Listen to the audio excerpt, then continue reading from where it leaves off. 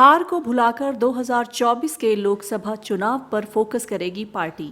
हिमाचल प्रदेश भाजपा की कार्यसमिति की बैठक रविवार को जागो उठो और लक्ष्य प्राप्ति की तरफ तब तक बढ़ते रहो जब तक उसे हासिल न कर लो, इस संकल्प के साथ संपन्न हुई। विधानसभा चुनाव में मिली हार को भुलाकर पार्टी अब वर्ष 2024 के लोकसभा चुनाव पर न केवल फोकस करेगी बल्कि उसमें प्रदेश में बड़ी जीत को लेकर भी रणनीति तय की जाएगी। केंद्र सरकार द्वारा देश भर में गरीबी कल्याण के लिए शुरू की गई योजनाएं इस जीत का आधार बनेंगी और इन्हीं योजनाओं को जन जन तक पहुंचाने का भाजपा प्रदेश कार्यसमिति की बैठक में फैसला लिया गया है। रविवार बाद दोपहर बाद प्रदेश कार्यसमिति संपन्न हुई और तमाम नेता अपने अपने क्षेत्रों की तरफ रवाना भी हुए। प्रदेश कार्यसमिति की बैठक में 2 प्रस्ताव पारित किए गए हैं, जिसमें एक में केंद्र सरकार के प्रति आभार व्यक्त किया गया, जबकि दूसरे राजनीतिक प्रस्ताव में प्रदेश सरकार के खिलाफ हल्ला बोल को लेकर भी रणनीति तय हुई है। वहीं कार्यसमिति में विधानसभा चुनावों में हुई भाजपा की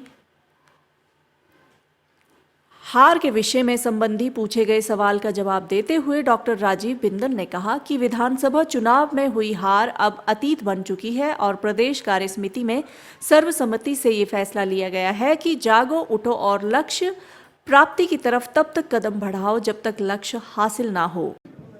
भारतीय जनता पार्टी की प्रदेश कार्यसमिति के अंदर 2 राजनीतिक प्रस्ताव प्रस्तुत हुए। एक राजनीतिक प्रस्ताव मुझे प्रस्तुत करने का सुअवसर मिला।